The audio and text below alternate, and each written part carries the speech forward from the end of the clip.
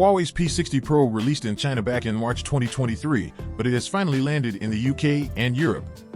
The Pro version is currently the only P60 smartphone to get an international release, and this year Huawei is putting a focus on low light and zoom photography, aiming to best the cameras on phones from the likes of Apple, Google, and Samsung.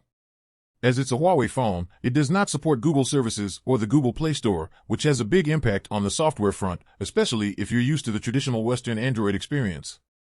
However, smartphone camera buffs may still be eyeing up this model as it can take some of best snaps possible on a phone. The Huawei P60 Pro comes in a choice of two colors, black and Rococo Pearl.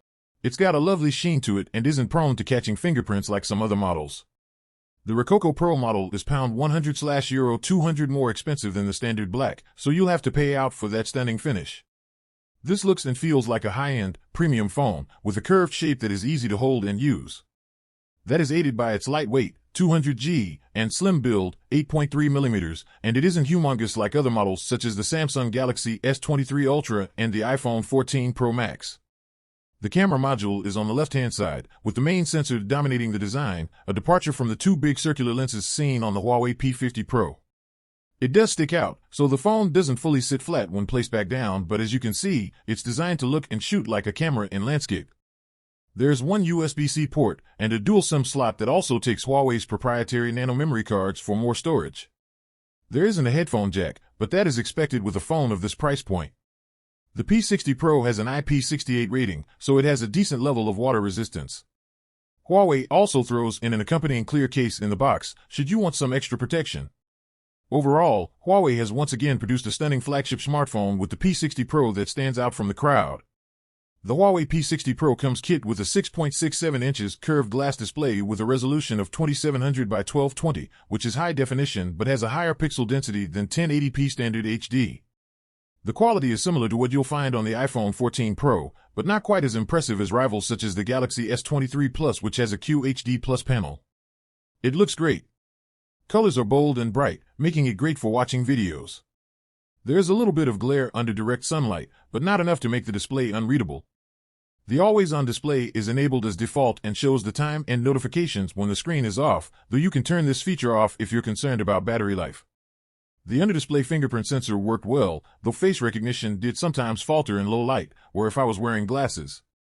Unlike the Huawei Mate 50 Pro, which has true 3D face scanning, the P60 Pro's single selfie camera only has 2D face unlock, which is less secure and similar to the majority of Android phones. The phone comes with Kunlun Glass, Huawei's in-house alternative to industry-favorite Corning Gorilla Glass. The screen has an adaptive refresh rate that can display between 1 and 120 Hz, which balances slick graphics with battery life. You can also have the phone on high, 120 Hz, or standard, 60 Hz, if you're conscious of power. The P60 Pro also boasts 300 Hz touch sampling rate, meaning it's fast and responsive for gaming. Stereo speakers are fitted at the top and bottom of the phone. These are loud and punchy, with some music soundtracks having clearly defined bass, mids, and highs. The Huawei P60 Pro comes fitted with a Snapdragon 8 Plus Gen 1 processor.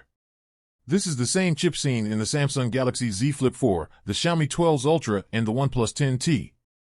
This is paired with either 8GB RAM and 256GB storage, or 12GB RAM and 512GB.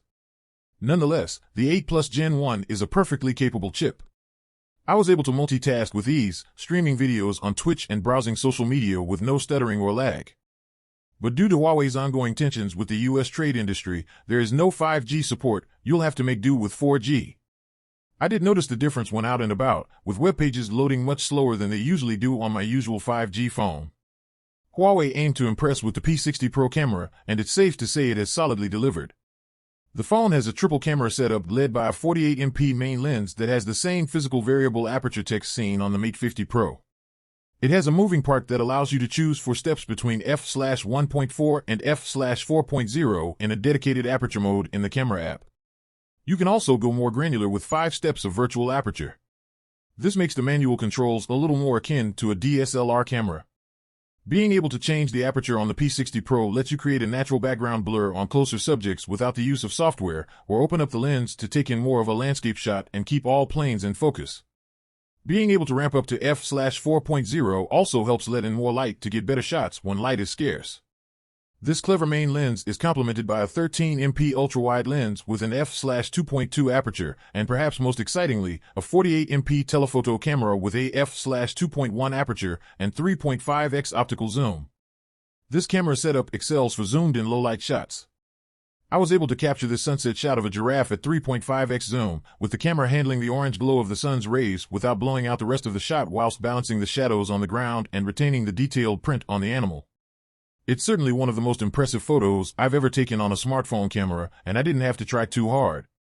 The camera does a lot of the work for you, though note the expected lens flare that you'd see on any camera system when pointing directly at the sun. Even in an almost pitch-black indoor room, the camera managed to produce a steady image using the software's night mode, with colors lifted well without appearing too overblown or unnatural. The night mode boosts the light level of the room to give an image that is not true to life, but it's impressive all the same. Zoomed and low-light shots aside, the P60 Pro's main lens is an excellent snapper. It copes well with colors both indoors and outdoors and captures the fine details and textures like fur and clothes. The AI image enhancing, which is best turned on for the low-light snaps, doesn't overblow the colors like on some cheaper phones, and it still works a treat, no matter whether you're shooting outdoors or indoors. There is a super macro mode for taking super close-up shots, which hones in on ultrafine textures with clarity. Focusing was mostly consistent, the phone only struggled when there were multiple objects in shot, such as numerous flowers. If you prefer, you can also opt for the aperture mode to manually adjust the focus to suit your tastes, but I found the automatic super macro mode to work pretty well for most tasks. On top of the optical zoom lens, there's also up to 100x digital zoom. There's a noticeable downgrade in quality when shooting anything further than 3.5x zoom, with lines slightly fuzzier and shades not as true to life. The 13MP wide-angle lens pales in comparison to the quality of the two other lenses. Whilst it's sufficient for landscape lots or big group photos, the colors become less natural looking, and the ultrafine details are lost. If you're taking photos of people or animals, the portrait mode is the best to use. Shades contrast much more dramatically than if you just use the normal photo mode. Plus, there's just the right amount of blur, with no errant strands of hair getting smudged into the background. The 13MP front camera has a wide-angle mode, making it useful for big group selfies. Oddly, the bokeh effect doesn't seem to activate automatically on portrait mode, and you have to select an effect in the camera app.